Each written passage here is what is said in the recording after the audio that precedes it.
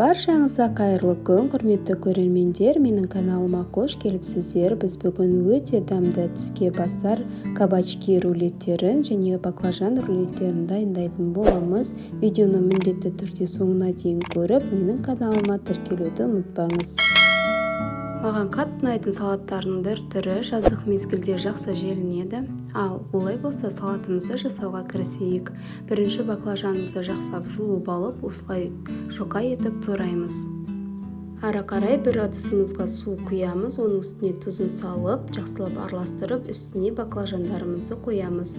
Үстін басып тұру үшін бір ауырлау ыдысымызды қойып, 20 минутқа қойып қоямыз. Дәл солай кабачкиімізді де жұқа етіп тураймыз. Бір ыдысымызға суды құямыз, оның үстіне тұзды салып, кабачкилерімізді суға батырып қоятын боламыз.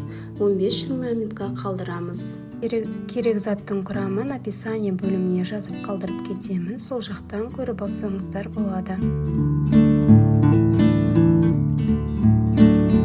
Ішіне салаттың салмасын дайындауға кірісеміз.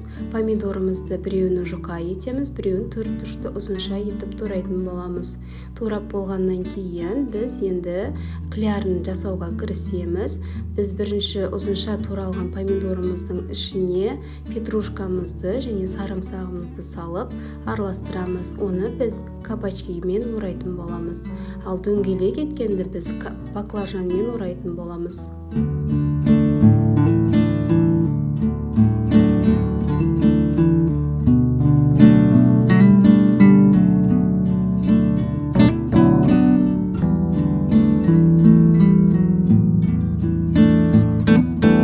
Ары қарай соусын дайындауға кірісеміз. Майонезіміздің ішіне укроп, сарымсақты салып, барлығын біркелкі етіп араластырамыз.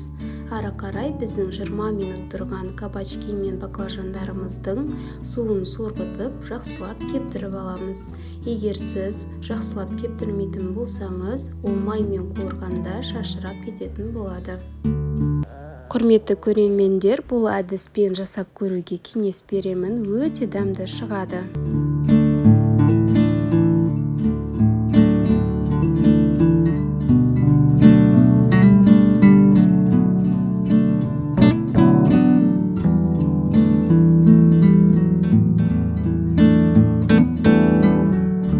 Жақсылап кепкен кабачки мен баклажандарымызды енді жұмыртқаны жарып, тұзын қосып, ұнға аунатамыз.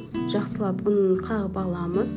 Жұмыртқаға аунатып, одан кейін панировочный сухариге араластырып, барлық баклажандарымызды дәл осылай аунатып шығып, майда қуыратын боламыз. Ал кабачкилерімізді тек қана жұмыртқаға аунатамыз. Егер сіз майлылықты ұнатпасаңыз, дәл осы рецептпен духовкада пісірсеңіздер де өте дәмді болып шығады. 7 минут жетеді, одан көп қоюдың қажеті жоқ, күйіп кетуі мүмкін.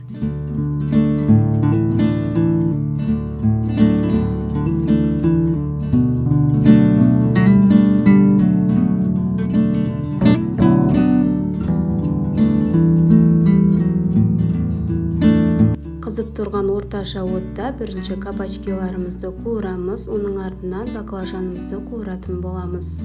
Егер сіз баклажанды екі бетінде сары золотистый цвет болғанға дейін жақсылап қуырып алатын боламыз.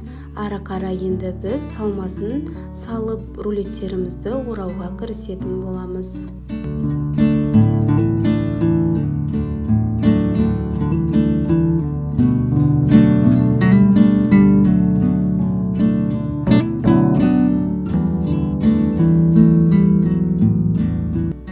Әдемі болып қуырылған кабачкиіміздің арасына соусты жағамыз, оның арасына помидор мен петрушка қосылған салмамызды салып, әдемі етіп орайтын боламыз.